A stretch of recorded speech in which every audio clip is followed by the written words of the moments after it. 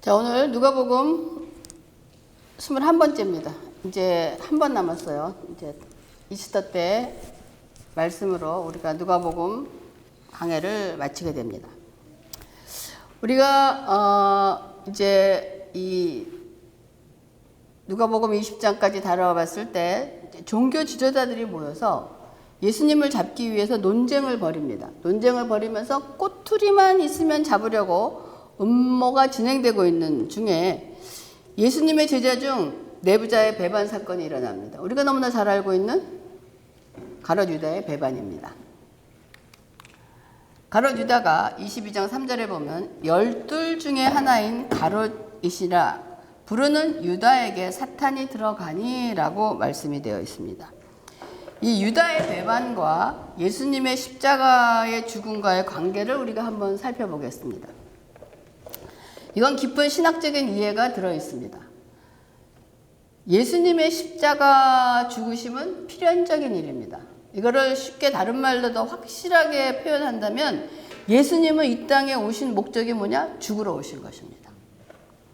그냥 오셨다가 죽으신 것이 아니고 죽으려고 이 땅에 오신 거란 말이에요. 그러면 예수님이 죽으시기 위해서 유다의 배반이 필요한 사건이었다면 배반의 역할을 감당했던 유다는 마땅히 해야 할 일을 했으니까 이때까지 우리가 가롯 유다를 그렇게 그냥 배반자로 사진을 찍고 그렇게 하는 것을 당하는 일이 좀 억울하지 않겠습니까? 라는 질문을 할 수도 있지 않습니까? 여러분 한번 그런 걸 생각해 본 적 있습니까?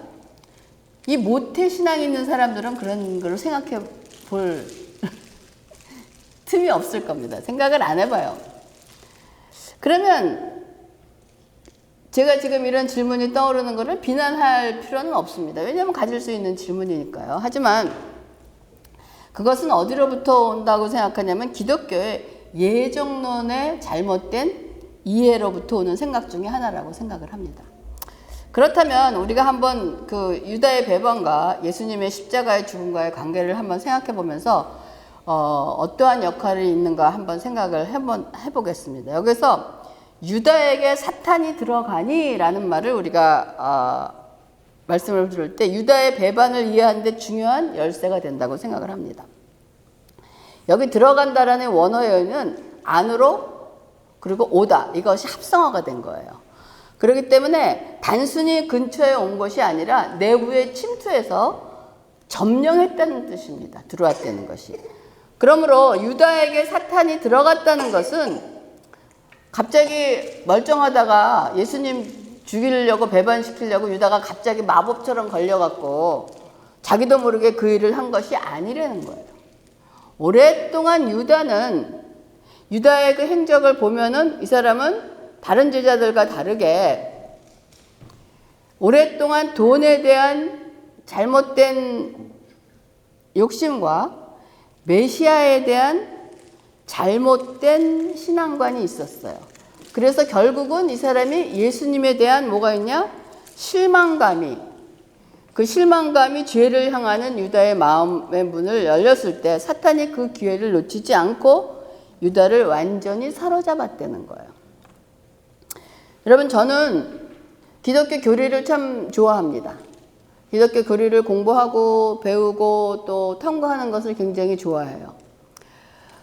근데 너무 교리에 많이 부딪히는 거에 대해서 사람들이 생각하지만 여러분 기독교 교리를 알아야 돼요. 우리가 앞으로 교회 생활하고 여러분 신앙생활 할 때 성도들이 교리에 대해서 굉장히 무지합니다. 또 무지할 뿐만 아니라 목사가 교리에 대해서 무지해서 그거를 가르치지 않는 경우가 있어요. 그래서 이단에 빠지거나 잘못된 신앙관을 갖는 것은 하나님의 말씀에 대한 이해의 부족인 거예요. 이해의 부족으로 끝나는 것이 아니라 잘못된 것을 통해서 방향이 달라진다는 것입니다. 그렇기 때문에 많은 한국 기독교나 이 기독교 교회에 지금 잘못된 것이 어떤 점에 있냐면 목사들이나 교회에서 가르치는 것이 여러분이 예수 믿고 구원받고 천국 간다. 그러면은 그것으로서 신앙이 다 끝나는 것으로 생각합니다. 근데 성경은 그렇게 얘기하고 있지 않아요. 우리가 예수 믿고 구원 받은 것이 천국 가는 것이 끝이 아니라 그것이 뭐냐? 우리 삶의 시작이라는 거예요. 거기서부터 우리가 시작을 살아가는 사람들은 그냥 예수 믿고 나 세례 받았어요. 천국 가요. 그리고 그냥 이때까지 살았던 삶을 그대로 살고 그냥 주일날 교회에서 헛된 말씀이나 듣고 그 말씀을 갖고 공서하고 뭐 하면은 천국 가는 줄 알고 사는 것이 교회 생활이란 말이에요. 그런 기독교가 힘이 있습니까? 힘이 절대로 없습니다. 그래서 유다의 마음에 죄로 인해서 마음의 문에 열렸기 때문에 사탄이 거기로 들어왔는데 창세기 4장 7절에 뭐라고 되어 있느냐? 가인과 아벨의 사건입니다. 선을 행하지 아니하면 죄가 문에 엎드려 있느니라. 죄가 너를 원하나 너는 죄를 다스릴지니라 라고요. 여러분, 죄가 우리의 마음의 문 앞에 문을 열고 이렇게 기다리는 거예요. 언제 마음의 문이 열릴까? 문만 조금만 열리면 들어오려고 준비하고 있다는 거예요. 그렇기 때문에 예수님이 우리에게 뭐라고 항상 깨어서 우리의 죄를 너희는 죄를 다스리라라고 얘기하겠다는 거예요. 왜냐하면 죄는 우리의 마음의 문에 엎드려서 문이 열리는 기회만 틈타고 있기 때문입니다. 그래서 누가복음 다시 돌아오면 22장 4절에서 5절 이에 유다가 대제사장들과 성전 경비대장들에게 가서 예수를 넘겨줄 방도를 의논한 거예요. 갑자기 이 사람이 변한 게 아니라 그들이 기뻐하여 돈을 주기로 언약한 자다라고 되어 있는 거예요. 유다가 은 30을 받고 예수를 넘긴 것은 사탄의 강요가 아니라 유다 자신이 사람들과 방법을 의논하고 대가를 받기로 한 선택의 결정이었다는 거예요. 여러분, 사람을 돈을 받고 팔아 넘긴다는 것은 시장에 가서 우리가 좋은 물건을 사는 거하고 같습니까? 다른 거예요. 우리가 시장에 가서 물건을 살 때도 돈의 가치와 물건의 가치를 비교하면서 사는데 거기서 더 중요한 가치가 있을 때 사는데 하물며 사람을 돈을 받고 넘겨준다는 것은 얼마나 많은 생각과 고심을 통해서 돈과 자기의 가치관과 그거를 비교해서 자신이 더 중요하다고 생각하는 것에 유다는 자기의 행동을 결정해서 넘긴 것입니다. 그렇기 때문에 예수님이 돌아가셔야 했던 것은 우리를 향한 하나님의 확정된 사랑 때문이지 유다가 배반했기 때문에 예수님이 돌아가신 것이 아니라는 것입니다. 그래서 예수님의 죽으심은 확정되고 필연적이지만 유다의 배반은 확정된 것이 아니라고 말하는 것이 건강한 신앙적인 관점입니다. 예수님이 돌아가시게 된 것은 확정되어 있는 거지만 유다 때문에 죽으신 건 아니라는 거예요. 그렇기 때문에 예수님의 죽으심은 인류 구원을 위한 하나님의 거부할 수 없는 작정이었어요. 그래서 누가복음 22장 22절에 보면 인자는 이미 작정된 대로 가거니와 그를 파는 그 사람에게는 화가 있으리로다 라고 하십니다. 그러니까 그를 파는 그 사람이 누가가 될 수도 있고 제임스가 될 수도 있고 요한이 될 수도 있고 누구든지 다 될 수 있다는 거지. 여기서 가룟 유다가 그를 파는 사람에게는 화가 있다라고 정해져 있지 않다는 것을 얘기하고 있는 것입니다. 그래서 유다의 배반은 그가 가진 탐욕과 메시아에 대한 오해 그리고 스스로 문을 열어준 사탄의 유혹이 결합된 자신의 선택이었다는 것입니다. 그래서 예수님을 대적하던 대제사장들과 서기관들은 이미 예수님을 죽일 음모를 꾸미고 있었기 때문에 유다가 아니더라도 그들은 다른 방법을 모색해서 예수님을 십자가에 죽였을 것입니다. 여러분 이거가 좀 이해가 가세요? 그렇기 때문에 배반이라는 사건은 예언돼 있었을지만 배반자라는 인물이 유다로 선택되어 있었던 것은 아니라는 것입니다. 그것은 유다의 선택이었다는 거예요. 그래서 하나님은 인류 구원을 위해 예수님이 십자가를 지셔야 한다는 결론은 정해두셨지만 유다가 그 길을 여는 배반자가 되라고 강요하거나 정해놓지는 않으셨다는 것입니다. 유다가 아닌 다른 누군가가 그 일을 할 수 있겠지만 안타깝게도 유다가 자신의 욕심 때문에 그 자리에 서게 된 것이란 말입니다. 그렇기 때문에 우리가 하나님의 은혜라고 얘기하는 것은 우리도 그 자리에 설 수 있다는 거예요. 그래서 우리가 다른 사람의 죄를 정죄하지 말라고 얘기하는 거지 그 사람의 죄는 악하고 나쁘지만 그거를 정죄하고 비난하지 말라는 거예요. 그 사람을 위해서 기도하고 불쌍히 여기라는 거예요. 왜? 우리도 그 자리에 설 수 있기 때문에. 그래서 오늘 누가복음 22장에는 유다의 배반 사건과 함께 너무나 잘 알려진 베드로가 예수님에 대해서 3번 부인하는 사건이 함께 다뤄져 있어요. 그러면 이 두 사건의 실패를 통해서 얻어지는 차이점이나 결과나 그리고 교훈에 대해서 우리가 한번 알아봅니다. 뭐가 다른 점이 있는가? 김 목사님과 저는 항상 신앙은 뭐라 그러냐면 자세라고 얘기합니다. 자세라고 말하는 이유는 우리가 완벽하지 못하기 때문에 항상 하나님께 튠을 맞추려고 힘쓰는 과정인 거예요. 이 과정 속에는 실수나 실패가 존재하지만 하나님을 향한 자세를 가진 사람의 실수나 실패가 빚어내는 결과는 하나님께서 항상 선으로 이끌어 주신다는 것입니다. 이거 여러분 기억하시기 바랍니다. 그래서 가룟 유다의 배반과 베드로의 예수님에 대한 부인은 우선 동기가 달라요. 즉 자세가 다르다는 것입니다.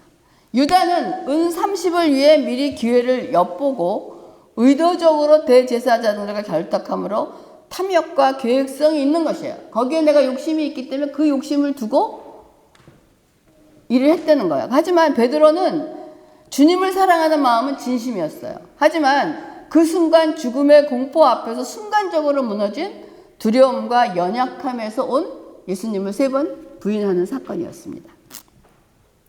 이 두 사람의 행위의 결과는 후회와 회개의 갈림길로 나누어집니다. 유다는 후회하고 돈을 돌려줍니다. 은 30 받은 걸 대제사장에 갖다 주는데 그들이 안 받아요. 돌려주고 자기 자신을 정죄하면서 스스로 자기의 생애를 마감합니다. 그러니까 유다는 하나님의 그 자비하심, 하나님의 은혜, 사랑보다 자신의 죄가 더 크다고 믿은 거예요. 하나님은 이 해결을 하실 수가 없는 것이지라고 한 거예요.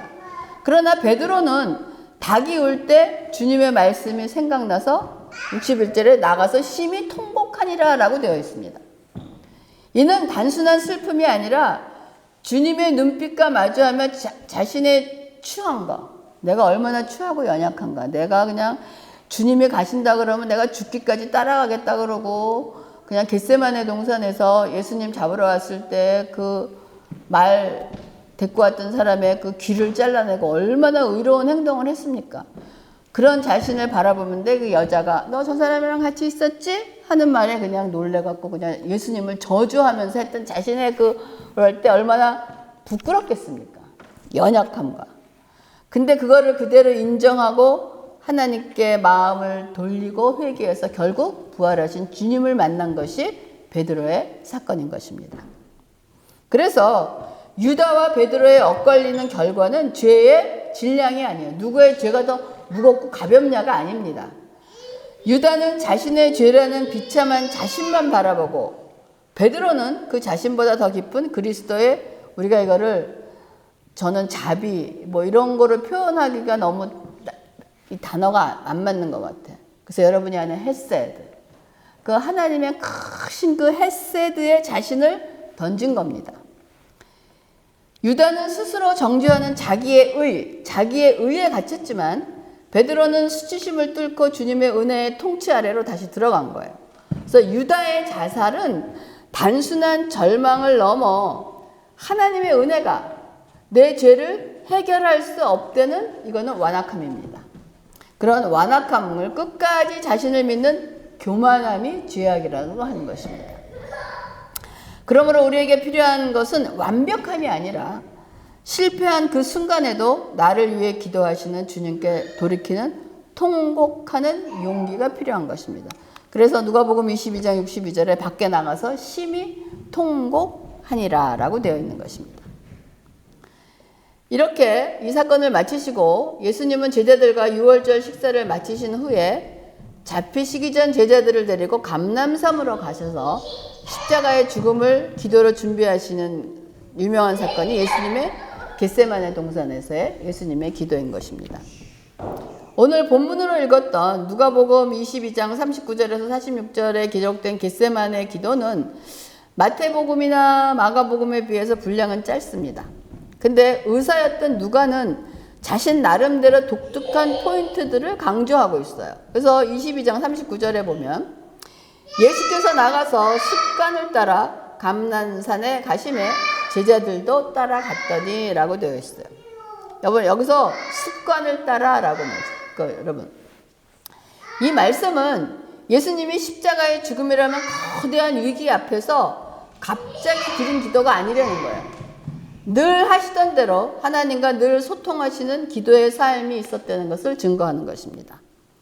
그러므로 여러분, 결정적인 순간의 승리는 평소의 기도의 습관에서 오는 것이지, 기도 없이 살다가 갑작스럽게 작정 기도하고 금식 기도하고 중보 기도하고 이런 것을 통해서 오는 것이 아니라는 거예요.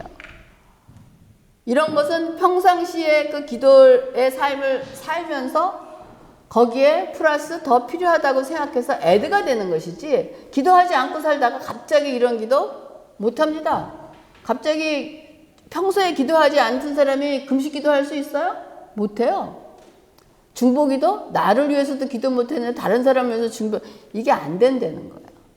그래서 예수님이 평소 하시던 대로 기도하시면서 22장 43절에 보면 천사가 하늘로부터 예수께 나타나 힘을 더하더라라고 되어 있습니다. 그러므로 두 번째로 천사가 하늘로부터 예수께 나타나 힘을 더한다는 말씀은, 기도가 여러분 단순히 인간의 독백이 아니라 하늘의 도움을 잇는 실제적인 영적 전투라는 것을 보여주는 거예요. 이 말씀은 저도 설교를 준비하면서 다시 한번 저에게 강력하게 리마인드 되는 부분이었는데, 어쩌면 우리가 기도한다고 얘기하면서 기도가 고립된 독백처럼 하는 경우가 많지 않은가. 근데 고립된 독백이 아니라 하나님과의 상호작용이 있어야 된다는 거예요.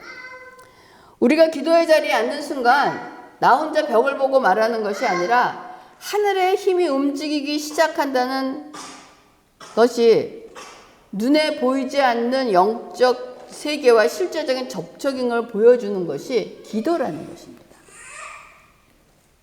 그래서 기도는 자신의 소망 리스트를 정리해서 단순히 고백하는 것이 아니라는 거예요. 특히 영적 전투를 위한 기도는 내가 가진 빈약한 힘으로 버티는 것이 아니라 평상시에 기도하면서 하늘의 군대와 자원을 끌어다 쓰는 영적 보급로를 확보하는 거예요. 그러니까 여기서 천사가 하늘로부터 예수께 나타나 힘을 더하니라 라고 되어 있다는 거예요. 그렇기 때문에 22장 44절에 보니까 예수께서 힘쓰고 애써 더욱 간절히 기도하시니 땀이 땅에 떨어지는 핏방울 같이 되더라 라고 되어 있습니다. 그러니까 평상시에 기도하시다가 힘을 더하니까 우리가 중보기도 하고 금식기도 하고 작정기도 하고 이런 게 하는 거야. 그러니까 그렇게 되니까 우리의 땀이 땅에 떨어지는 핏방울 같이 됐다라고 얘기하는 것입니다. 천사가 나타나서 고통을 더해준 것이 아니라 천사가 한 일이 뭡니까? 고통을 뚫고 승리할 수 있도록 우리에게 영적 맷집을 더해준 것입니다. 더 할 수 있도록 해준 거예요. 여러분, 우리가 기도할 때 기도는 이것이 문제의 해결이 진이 방망이처럼 뚝딱 해서 해결되는 거라고 생각하시지 말고, 그 문제를 내가 해결할 수 있고 그 문제가 해결되든 안 되든 그것을 뚫고 나갈 수 있는 힘을 주는 것이 기도의 목적입니다. 기도에서 얻는 힘은 바로 그거예요. 그렇기 때문에 이런 기도가 일어날 때 실제적으로 변화가 일어나는 거예요. 하나님의 능력이 상호작용했기 때문에. 그래서 문제의 해결보다는 우리가 기도를 통해서 문제를 뚫고 나갈 수 있는 능력과 그걸 통해서 얻어지는 지혜도 있고 인내도 있고 감사도 있고 기쁨 이런 등등을 주신다는 것을 통해서 우리가 기도를 하며 기도의 매력과 기도의 응답을 받는 것입니다. 그래서 예수님은 천사의 도움을 통해서 땀이 핏방울이 되는 치열한 전투를 끝까지 완수할 수 있었던 것입니다.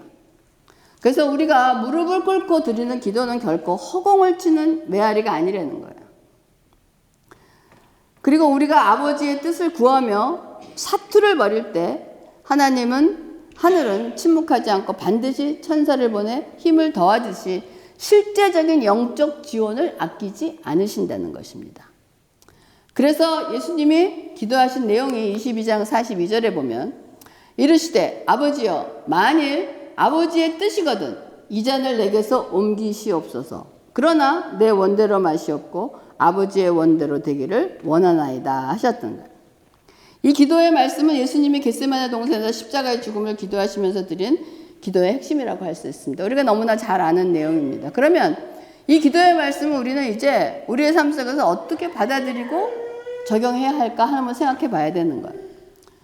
여기서 예수님이 어떻게 기도하셨습니까? 아버지여, 만일 아버지의 뜻이거든 이 잔을 내게서 옮기시옵소서라고 얘기합니다.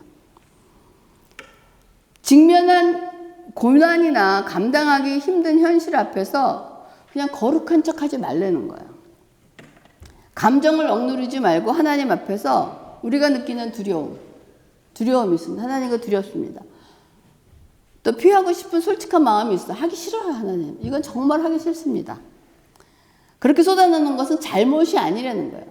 여러분이 힘들고 어려운 일일 때 기도의 시작을 할 때 하나님 제가 이 일을 감당할 수 있게 해주세요 라고 시작하기 전에 하나님 저는 이거 하기 싫습니다. 사랑하라고 하는데 꼴 보기 싫습니다. 저 사람 위해서 잘 되게 내가 희생하면서 이런 일 하기 싫습니다. 내 마음을 하나님께 솔직하게 털어놓으라는 것입니다. 그리고 할 수만 있으면 피하고 싶습니다 라고 그렇게 얘기하기 솔직하게 얘기하는 것이 뭐냐? 하나님께 참된 순종의 시작입니다. 나 하기 싫다는 거예요. 그런데 두 번째 어떻게 그러나 내 원대로 마시옵고 아버지의 원대로 되기를 원하나이다 라고 얘기하는 거예요. 이 기도는 내 인생의 주도권을 하나님 아버지께 드린다는 결단의 고백입니다. 우리는 항상 내 계획을 세워놓고 하나님 이것이 내가 하기 겁니다. 이거 해주세요 라고 결제 리스트 받듯이 하나님께 결제받는 것이 기도라고 생각을 한다는 거예요. 하지만 이 기도는 하나님 제가 원하는 최선보다 하나님이 원하시는 최선이 더 옳습니다. 더 맞습니다라고 인정하는 것이에요. 그래서 인생의 중요한 선택, 특히 진로나 또 사람과의 관계나 결혼이나 물질이나 모든 앞에서 내 욕심이 투영된 내 소원을 내려놓고 하나님의 관점으로 상황을 바라보는 훈련이 우리에게는 절대적으로 필요해요. 이것이 한 번에 안 된다는 거예요. 여러분이 무슨 일을 결정할 때 여러분의 생각을 한번 정리해 보세요. 내가 정말 하고 싶은 것은 이거다. 근데 내가 하고 싶은 일을 들여다보면서 여러분의 마음을 솔직하게 보세요. 이것이 내 욕심인가? 내 욕망인가? 정말 하나님의 뜻인가? 하는 것을 바라면서 분별할 수 있기를 바랍니다. 그러면 내 뜻대로 마시고 아버지 뜻대로 해달라라고 하는 것은 나 자신을 포기하는 겁니다. 그래서 누가복음에서 강조했듯이 예수님은 이 기도를 들으시는 천사의 도움을 받아 더욱 간절히 기도하셨다는 거예요. 왜 더욱 간절히 기도했을까라고 했을 때 내 뜻이면 아버지 뜻이면 잔을 옮기게 해주세요라고 얘기했지만 그러나 내 뜻 말고 아버지 뜻대로 해달라는 것은 하나님께 순종하겠다는 겁니다. 이 순종은 내 결단력으로 하는 것이 아니라 내가 해야 되겠다 해갖고 내가 할 수 있는 것이 아니라 기도에서 받는 공급되는 영적인 능력으로 순종할 수 있는 것입니다. 그렇기 때문에 기도하는 것이고 더 힘써서 기도한 거예요. 우리가 하나님의 뜻이 근데 그 다음에 무엇인지 알았습니다. 하나님의 뜻을 아는 순간 우리가 막 순종하게 됩니까? 하나님이 이렇게 하기를 원하시는데 나는 내 마음에서 자꾸 힘듭니다. 그것이 뭐냐? 순종하기에 따르기 힘들 때 순종하게 해달라고 기도해야 되는데 그 순종은 내가 마음에서 평안이 찾아와서 되는 것이 아니에요. 기도로 영적 힘을 얻어서 발을 내디딜 때 순종이 시작된다는 거예요. 이건 절대로 내 힘으로 할 수 없습니다. 그렇기 때문에 우리가 힘써서 기도해야 되는 이유가 바로 여기 있다는 거예요. 그래서 내가 이해되지 않는 상황이라도 하나님의 선하심을 믿고 그 다음 발자국을 떼는 것이 겟세마네 기도가 우리에게 주는 메시지입니다. 여러분 그러면 여러분의 삶 속에서 현재 옮겨졌으면 그냥 좀 내가 하지 않았으면 하기 싫은 거 좀 안 했으면 하는 그러한 잔이 무엇이 있습니까? 반드시 있습니다. 사람마다. 그리고 그 잔을 앞에 두고 그런데 내 뜻대로 말고 아버지의 원대로 하소서라고 고백하기 위해서 가장 방해가 되는 것이 내 안에 있는 것이 무엇인가 이거예요. 나의 위시, 바람이 무엇인가를 자세히 들여다보고 겟세마네 기도는 고난을 없애달라는 기도에서 고난을 감당할 수 있는 힘을 달라는 기도로 바꾼 것입니다. 그리고 내 뜻을 관철하려는 태도에서 하나님의 뜻에 나를 맞추려는 태도로 변화되는 과정인 것입니다. 이것이 누가가 겟세마네 예수님의 그 기도를 짧게 표현하면서 누가가 강조하고 싶었던 부분이 바로 이것입니다. 그래서 여러분 마무리하겠습니다. 여러분 승리는 준비된 자의 것입니다. 습관의 승리를 하시기 바랍니다. 우리가 마주할 십자가와 같은 위기는 우리의 위기는 예고 없이 찾아와요. 그것을 이길 힘은 갑자기 만들어지지 않는다는 것입니다. 예수님께서 습관을 따라 감람산에 가셨던 것처럼 승리는 평소 하나님과 소통하는 기도의 습관이 쌓인 결과라는 것입니다. 그렇기 때문에 승리는 여러분 준비된 자의 것임을 잊지 마시기 바랍니다. 그리고 내 한계, 내 능력은 내 능력이 아닌 하늘에서 주는 힘과 능력으로 싸워야 된다는 것.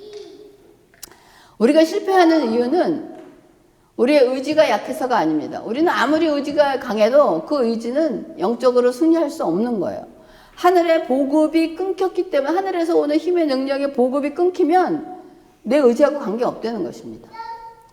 천사가 나타나 예수님의 힘을 더했던 것처럼 기도는 하늘의 자원을 내 삶으로 끌어당기는 실제적인 영적 보급로라는 거예요. 그래서 여러분의 빈약한 힘으로 버티려고 하지 말고 기도를 통해서 공급되는 능력을 받아 문제보다 크신 하나님을 신뢰하며 나가는 것입니다. 그래서 지난주에 신명기 말씀에 김 목사님 설교에서 성경 읽기가 뭐냐면 이런 것을 해야 되는 이유가 하늘의 힘과 능력으로 쌓는 힘을 만들어가는 것입니다. 그리고 마지막으로 내 뜻을 넘어 아버지의 선택하심을 선택해야 돼. 이건 뭐냐? 순종하고 살아내는 거예요. 참된 승리는 내 뜻이 관철되는 것이 아니라 내 뜻이 하나님의 뜻에 합쳐질 때 일어난다는 거예요. 내 뜻은 이루어지지 않습니다. 내 뜻이 이루어지면 망해요. 근데 내 뜻과 하나님의 뜻이 합쳐질 때 일어나는 거예요. 비록 지금 내 앞에 자녀 고통스럽고 이해되지 않더라도 그 다음 발자국을 떼는 믿음의 결단이 필요합니다. 베드로처럼 자신의 연약함을 안고 주님의 자비를 신뢰하고 통곡의 용기로 돌이킬 때 하나님은 우리의 모든 실패조차 선으로 바꾸어 승리를 완성하실 것입니다. 그러므로 여러분 이제 사순절을 지나고 다음 주에 또 고난주간을 지나고 난 다음에 우리가 부활주일을 맞이할 것입니다. 부활은 우리 삶의 모든 승리, 완벽한 승리를 말하는 것입니다. 우리는 이미 승리한 자의 삶을 여러분 살고 계십니다.